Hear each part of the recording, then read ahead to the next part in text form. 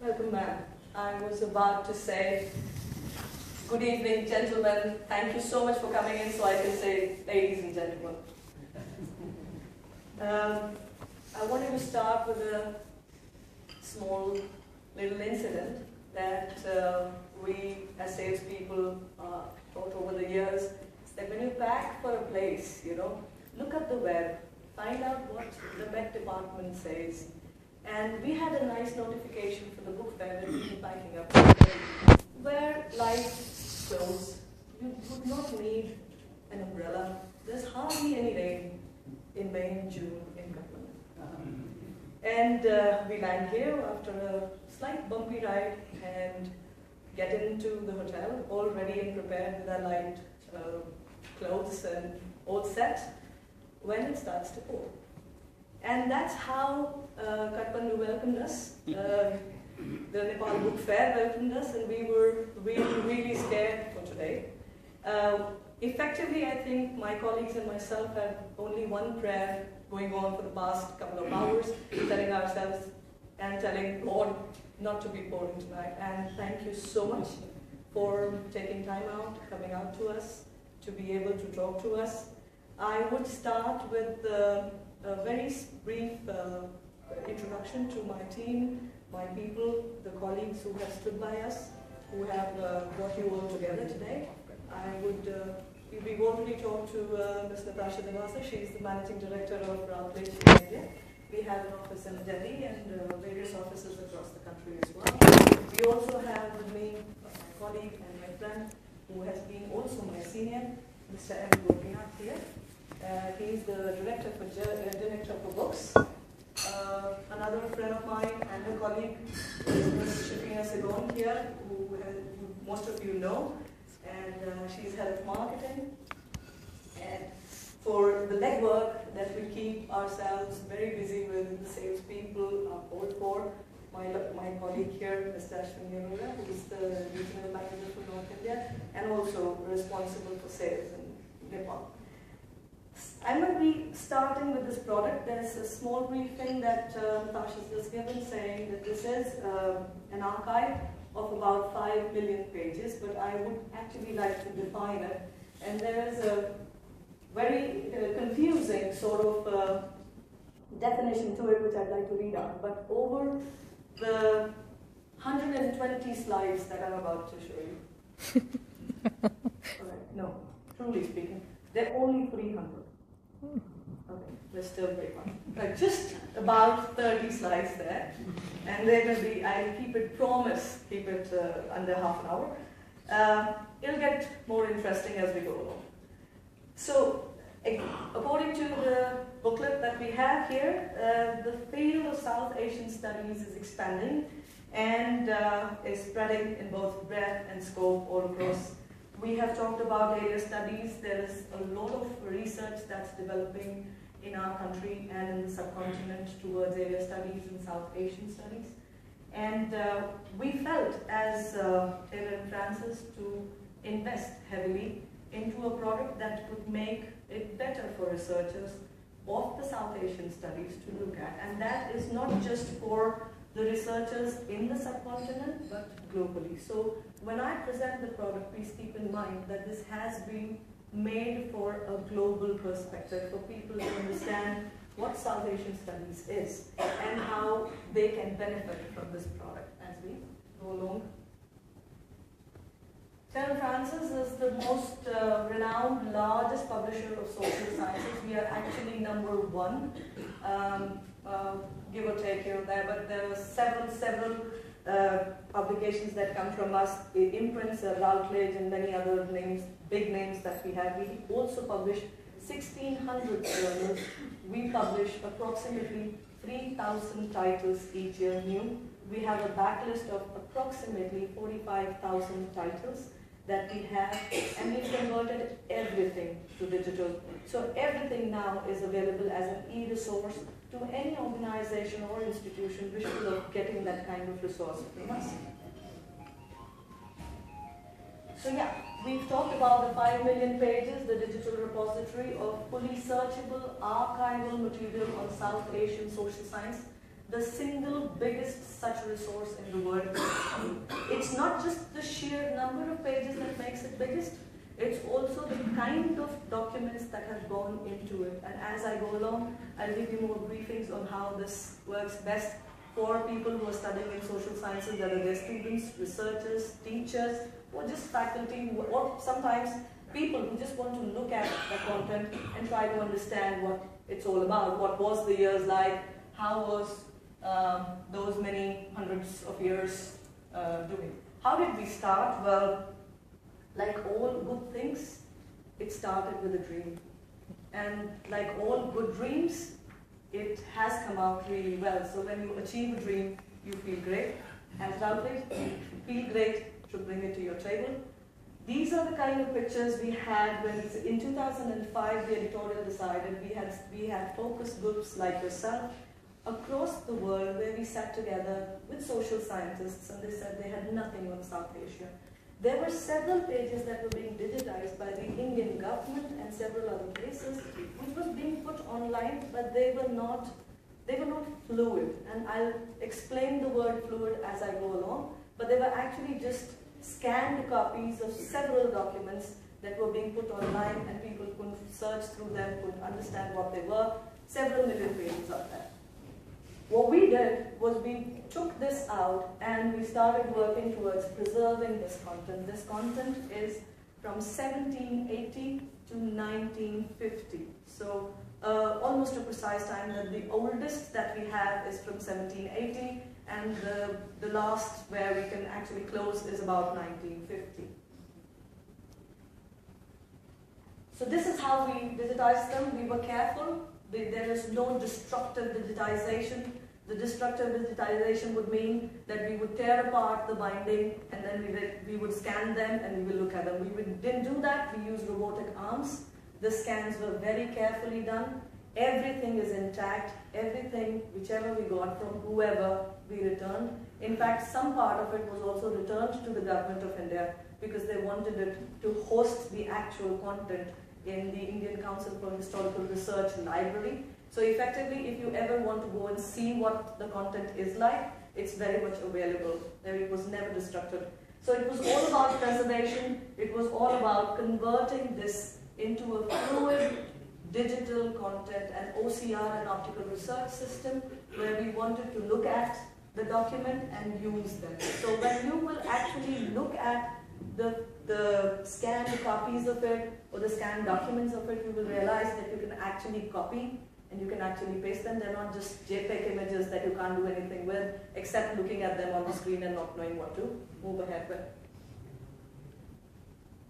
So giving you a little bit about the collection, it's an essential research and teaching resource.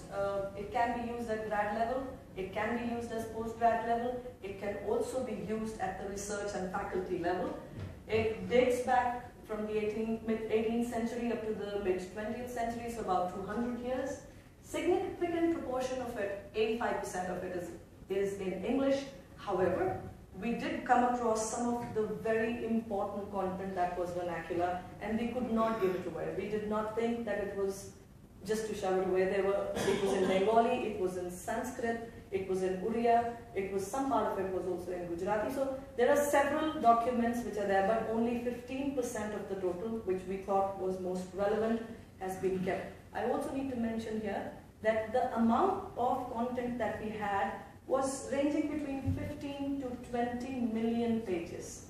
And our editors have taken time out to actually cut it down to the exact amount of content that is required, looking at the kind of courses that are being taught, looking at the kind of research that's happening, and it's in conjunction or in collaboration with the focus groups that we had across the world. So there were people in Australia, and there were people in Europe, and there were people in the US who talked to us and said, this is the kind of research we are doing. And that's how we were able to develop this. So it's unique. There are rare documents from primary and secondary sources. There are straight runs of rare materials. Now sometimes when we tend to look at archives, we go back and we pick up one thing here and 5 things there, and we tend to give you a big archive. We've tried to give you journals from volume 1, issue 1 to the last time that they were published. we've tried to keep those journals intact and those journals available online. There were these big bounded bind copies of. So just to give you a breakdown of what kind of content is it. When I say 5 million pages, it could be anything. Why did we decide to go in for this? Is because we found 200 beautiful journals there. We were volume 1, issue 1.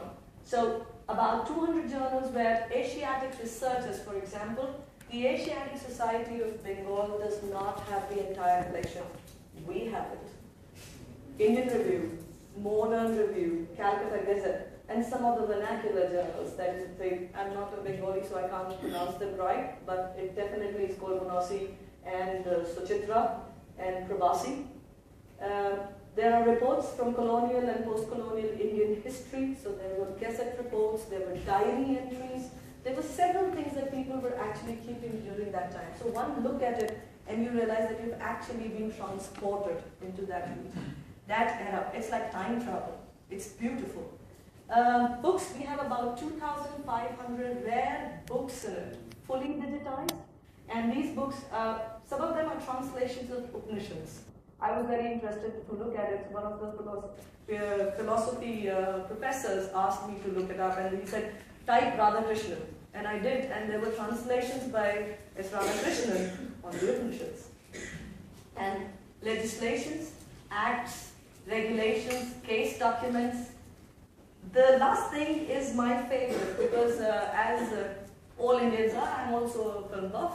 And from 1930 to 1949, there are these rare film booklets. They were being sent around during that time to promote some of the Indian cinema.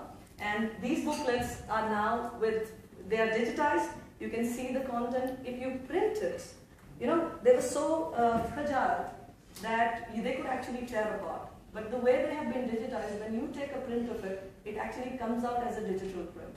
So I'll show you some of the pictures which I put in just to give you an example of how that has worked.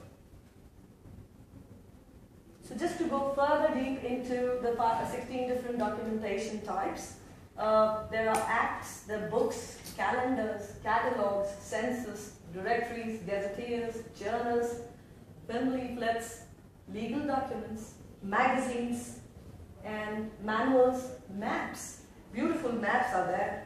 And proceedings, reports, and statistics. Now, you would be right in asking me, what kind of subjects are covered?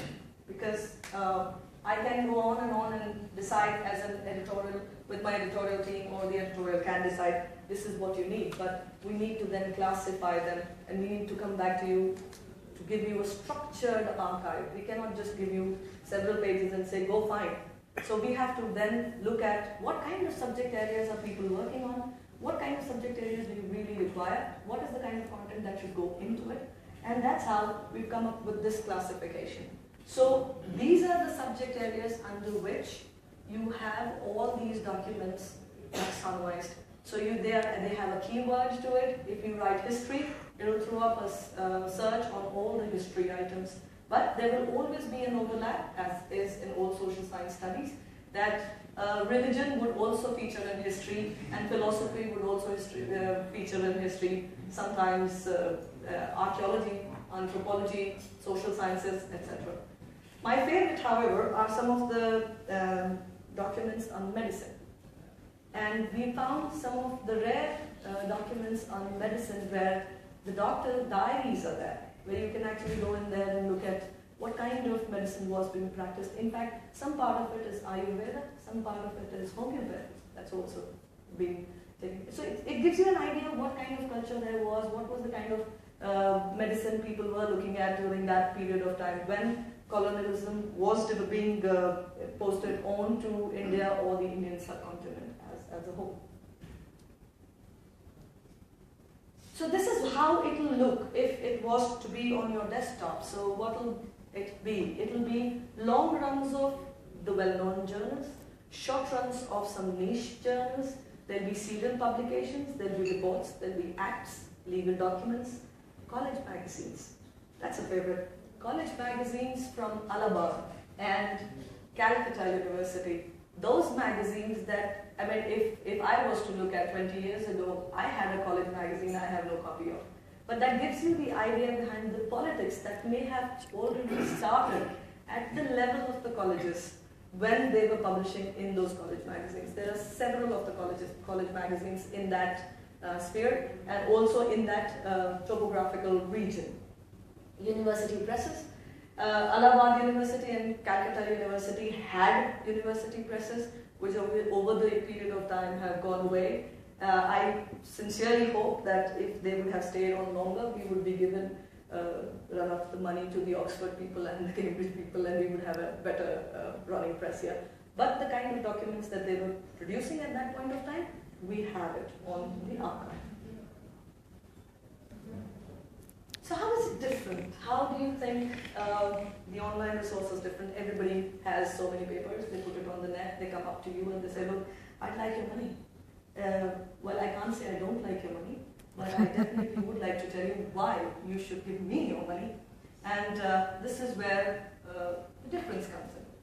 Taxonomy is how we are looking at a comprehensive scheme of things. We are now putting it back into a structure which is most relevant to the researchers, to the faculty. So they don't have to go around. We are now going to do the work for a researcher to be able to find the content very quickly. And that's what this document explains. If there's a larger taxonomy on comprehensive schemes, each document has been looked at by our own editor, and each of these documents are put under specific subject category. Then it has been assigned and tagged. Each of these tags then becomes searchable. So when you actually search for simple searches, you will find that it opens up like a fluid, like I said. It runs across mediums. So even if I say there are 16 document types or there are 4 or 5 major document types, but if you were to type a search, the search engine searches through the entire content of 5 million pages and comes back and tells you, this is the book, there is a catalog on it, there's a map on it, there is a directive on it, there is a diary entry on it. So several things across with that one taxonomy has been added to it.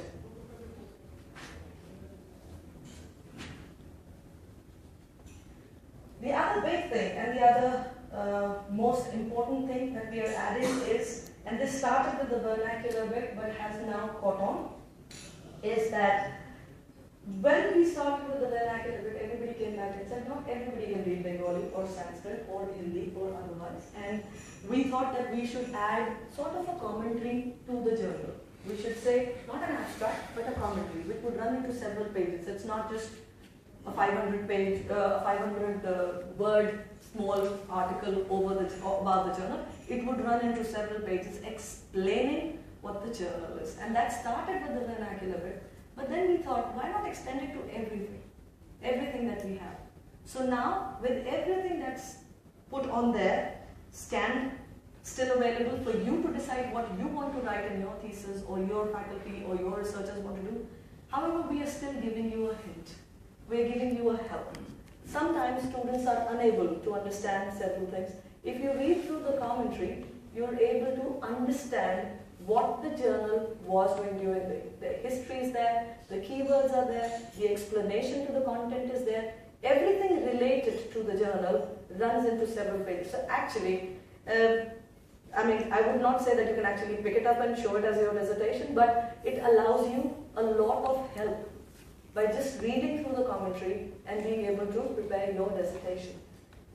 Now, it just doesn't stop there, because we are not the, we would love to call, the editors definitely think that they are, they have the idea of what they're doing, and they know the content, they understand it, and they do. However, they can't understand it like you do. Therefore, what we have done is, we have gone one step ahead, and we have asked you to contribute commentaries to these journals. Therefore, it's called crowdsourced annotations. So we ask your suggestion. It's like a two-way process. We put the content out there, You write back saying, look, I suggest this should be the commentary. And then it will go with the citation to your name.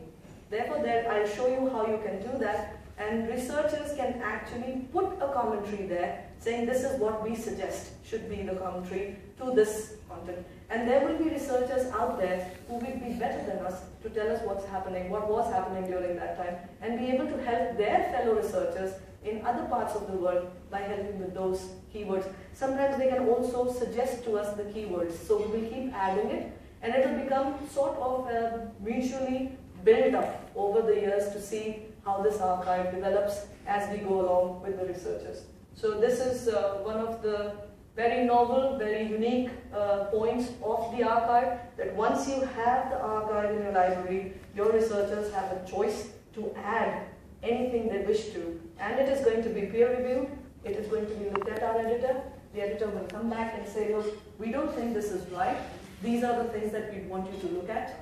And if he thinks that you are right, then it will go on to the site. And it will have your citation, so you will have your name there. Some of the stellar reports. Now I'm going to quickly take you through some of the pages, how they were, and the kind of reports that we are talking about. I will then show you how it works, and then at some point of time, I will also go live with the product, asking you to play with the content as we go along, play with the site as we go along. So, Indian High Court reports, 1901, and for different series published in Calcutta, Bombay, Madras, and Indian Decisions, 1875, Census Pan-India, 1911. I'm sure we were less people then.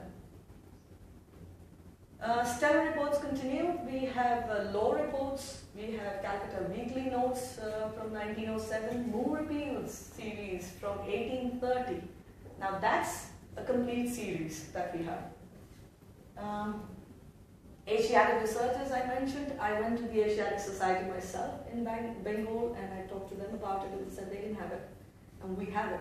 And this is how it will look. We have tried to even keep the font same. It was very difficult, but technically now it is possible, and we were able to do it. This is not a scan. You can actually select it, copy it, and paste it. It will go into a font that you want. You can change the font too. However, we want to give it an old world charm, so we don't want to remove the fonts that were being used at that time. So, more stellar journals. So, Stray Feathers and Journal of Bihar and Orissa Research Society, Calcutta Law Journal, Journal of the Asiatic Society of Bengal, the Calcutta Review, college magazines. My favorite are the college magazines, they're beautiful. Some of the rare material, now I've taken the liberty of putting some of the Nepal rare material there just to give you an idea. The History of Nepal, 1877. And Nepal, Frontiers and Overseas Expeditions from India, compiled in the intelligence branch of the Army headquarters at 1907. This is a rare book, very rare. You don't have it, we didn't have it. We just tried to build up as close as possible to our neighboring areas to bring that up. Please do remember that even though I come from New Delhi and I present to you, this actually is a product from UK.